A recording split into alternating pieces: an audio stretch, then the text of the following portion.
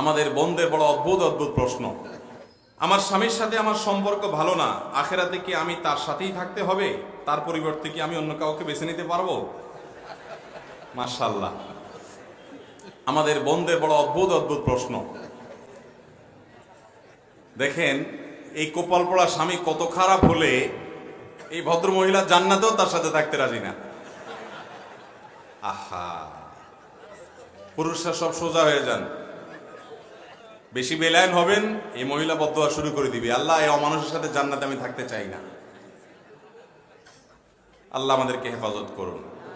যাই হোক ভাই, দেখুন, প্রথম কথা হলো জান্নাতে কে যাবে বা না যাবে এটা নির্ভর করে তার ঈমান, আমল এবং আল্লাহ রাব্বুল আলামিনের রহমতের উপর। আল্লাহ তাআলা যদি কারোর প্রতি রহমত করেন তিনি জান্নাতে যাবেন। এমনও হতে পারে কোন স্ত্রী তার আপন আমল দ্বারায় তিনি জান্নাতে চলে গেলেন, স্বামী তার বদামলের কারণে তিনি জাহান্নামে যাবেন। হতে পারে কি পারে না? আসিয়ার স্বামী ছিলেন কে? ফেরাউন। জান্নাতে যাবে না জাহান্নামে? আর আসিয়া, দুইজনের সংবাদই কোরআনে আল্লাহ তাআলা জানাই দিয়েছেন, যে জান্নাতে যাবে তার সুসংবাদও জানাই দিয়েছেন, আর যে জাহান্নামে যাবে তার কথাও বলে দিয়েছেন আল্লাহ তাআলা। তাহলে বোঝা গেল যে স্ত্রী জান্নাতে গেলেই যে স্বামী চোখ বন্ধ করে জান্নাতে চলে যাবে এমনটি কোনো জরুরি বিষয় নয়। তবে এটা ঠিক যে স্বামী স্ত্রী একে অন্যের সপক্ষে আল্লাহর কাছে আল্লাহর অনুমতি পেলে সুপারিশ করার সুযোগ পাবে, অন্যজনের কাছে যেরকম অন্যজনের বেলা যেরকম পাওয়া যায়, সেই হিসেবে আল্লাহ তাআলা রহমত করে মৌলিক সব বিষয়, মান, আকীদা, বিশ্বাস যদি শিরক মুক্ত থাকে, ঠিকঠাক থাকে, তাহলে সেক্ষেত্রে আল্লাহ তাআলা একজন আরেকজনের সুপারিশের মাধ্যমে আল্লাহ জান্নাত দিতেও পারেন। সম্পূর্ণ আল্লাহর ইখতিয়ারাধীন বিষয়। তবে এই প্রশ্নের মূল কথা হলো বা শেষ কথা হলো যে জান্নাতীদেরকে আল্লাহ তাআলা জান্নাতে যে ঢুকাবেন তাদের অন্তরে আল্লাহ তাআলা বলেছেন ওয়ানাযা'না মা ফি সুদুরিহিম মিন গিল। জান্নাতীদের অন্তর গিল, হিংসা, বিদ্বেষ, শত্রুতা যা আছে এগুলো সব বের করে দিয়ে তাদেরকে ফ্রেশ করে আল্লাহ জান্নাতে ঢুকাবেন। অতএব দুনিয়াতে আপনার স্বামীর প্রতি আপনার যে জেদ আছে, দুঃখ আছে, ক্ষোভ আছে, আপনি যখন জান্নাতে যাবেন এগুলো কিছু থাকবে না ইনশাআল্লাহ। আমরা দোয়া করি আমাদের এই বোনের জন্য আল্লাহ তাআলা তার স্বামীকে যেন তার চক্ষু শীতলকারী স্বামী বানায় দেন। যদি ভদ্রলোক অমানুষ হয়ে থাকে আল্লাহ যেন তাকে মানুষ বানায় দেন, আর এই বোনটাকে যেন সবর এবং ধৈর্য ধারণ করার তৌফিক দান করেন। অতএব স্বামী হিসাবে আমাদের ভালো থাকার চেষ্টা করতে হবে। ভাই, আপনারা সবাই একটা হাদিস জানেন, নবী করিম সাল্লাল্লাহু আলাইহি সাল্লাম বলেছেন খায়রুকুম লি আহলিহি ওয়া আনা খায়রুকুম লি আহলি। তোমাদের মধ্যে সবচেয়ে ভালো মানুষ কে? এই যে এত বিশাল বড় প্যান্ডেলে এত হাজার হাজার মানুষ, আমাদের এই মানুষগুলোর মধ্যে ভালো মানুষ কারা? নবী করিম সাল্লাল্লাহু আলাইহি সাল্লাম বলেছেন যারা বিয়ে শাদী করে ফেলেছেন তাদের মধ্যে ভালো মানুষ হলেন তারা যারা তাদের স্ত্রীর কাছে আসলেই ভালো মানুষ হিসাবে স্টাবলিশ করতে পারছেন, নিজেকে প্রতিষ্ঠিত করতে পারছেন, পরিচিত করতে পারছেন, সার্টিফিকেট নিতে পারছেন বউয়ের কাছ থেকে। এখানে চেয়ারম্যান সাহেব আছেন, চেয়ারম্যান সাহেব আপনার চারিত্রিক সনদপত্র দিবে, মেম্বার সাহেবরা এলাকাতে, ওয়ার্ড মেম্বাররা, কাউন্সিলররা, ওনারা চারিত্রিক সনদপত্র দেন, জনপ্রতিনিধিরা দেন, তাই না? নবী করিম সাল্লাল্লাহু আলাইহি সাল্লাম বলেছেন চারিত্রিক সনদপত্র এটা দেওয়ার জন্য সবচেয়ে উপযুক্ত ব্যক্তি হলো প্রত্যেক লোকের বউ। কারণ বাহিরে সে যত ভালো সাজুক না কেন আসল রূপটা সবার চাইতে বেশি চিনে কে? স্ত্রী। এই জন্য নবী সাল্লাল্লাহু আলাইহি সাল্লাম বলেছেন তোমাদের মধ্যে স্ত্রীদের কাছে আমি সবচাইতে ভালো। অর্থাৎ নবী সাল্লাল্লাহু আলাইহি সাল্লাম তার স্ত্রীগণ এরকম ভালোবাসতেন। অতএব ভাইরা আমার, স্ত্রীদের সাথে দুরাচরণ করা যাবে, তাদের সাথে যদি খারাপ আচরণ করেন তারা আপনাকে ভালো বলবে? এই জন্য বাড়িতে গিয়ে জিজ্ঞেস করবেন বউকে যে আজকে হাদিস শুনলাম, বউয়ের কাছে ভালো হলে সে আল্লাহর কাছেও নাকি ভালো, তো আমার সম্পর্কে তোমার মন্তব্য কি? বউরে এটা জিজ্ঞেস করার পরে যদি দেখেন যে ফিক করে হেসে দিছে, তাহলে বুঝবেন লক্ষণ খারাপ। হেসে দিলে বুঝবেন লক্ষণ, আলামত খারাপ।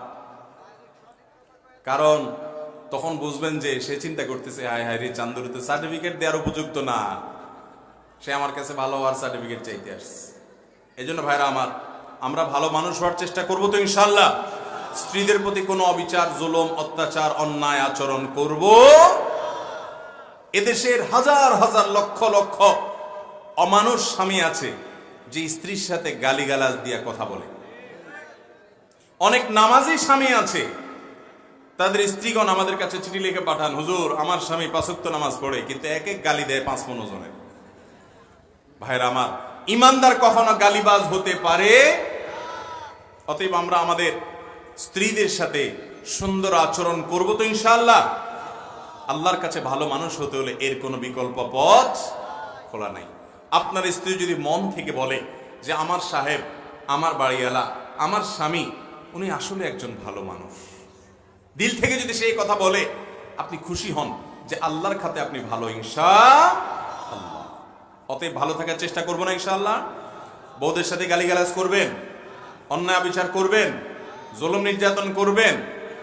অনেক অমানুষ স্বামী আছে, বাহিরে কিছু হলেই হলো আইসা বউর উপরে উথামতাম শুরু করে। ভাইরা আমার, আমাদের নবী করিম সাল্লাল্লাহু আলাইহি সাল্লামের কয়েকজন স্ত্রী ছিলেন, জীবনে কোনোদিন তাদের শরীরে টোকা দেয়া তো পরের কথা, একটা কটু এবং শক্ত কথা কোনোদিন বলেন নাই। অথচ একসাথে থাকতে গেলে টুনটান হয় কি হয় না?